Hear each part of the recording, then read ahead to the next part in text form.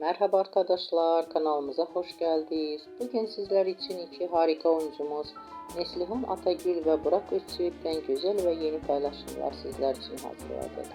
Onlar Kara Sevda dizisinde birlikte rol almış ve herkes tarafından çok beğenilmiştir. Biz de sizler için onların güzel fotolarını hazırladık. Bu videoların devamlı gelmesini istiyorsanız kanalımıza abone olup yorum yazmayı unutmayın. Hoşça kalın. Herkese teşekkürler.